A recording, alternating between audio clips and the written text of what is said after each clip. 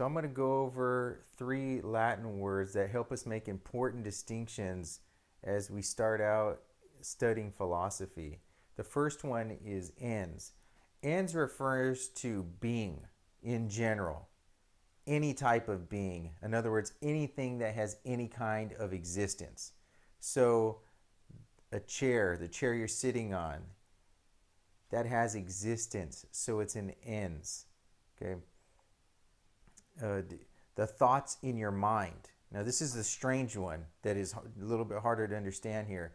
A thought in your mind. You could be thinking of a pink car or a red dragon or some mythical creature. That is an ens, that thought, because it has being. It doesn't have any being outside of your mind, but it still has being. So it's an ens. So this is what I said with ens is very general. It refers to any kind of being. Okay. The second Latin term here is ens reali, which means real being. Now, a real being is something that has existence outside of the human mind. So sometimes we have thoughts or we have ideas that point to things that have real being. So if I have an idea of a car, that car actually points to real things that exist outside my mind. Because those cars are ens reales. They have real being. Okay? So an ens reale, a real being, is something that exists outside of the human mind. Now, the third term is the ens rationis, which is translated as a being of reason. This is the important one here.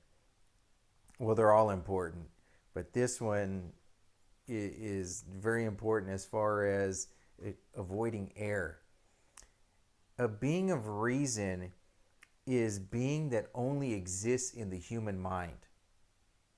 Okay? So if you have an idea of some sort of sea monster, three-headed sea monster, or some sort of green dragon, or whatever else you might be thinking of. We think of a lot of things that don't exist outside our mind.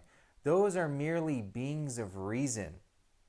Okay? They do not have real existence outside of your mind.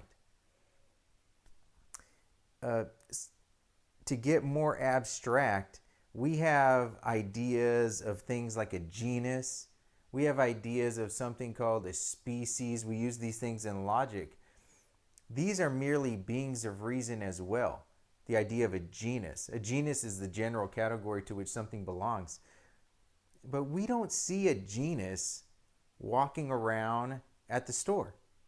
Okay? Why? Because it only exists in my mind. Okay? Its existence is in the human mind, so it is a being of reason. Okay? So we want to avoid the error that can be found among a lot of philosophical arguments.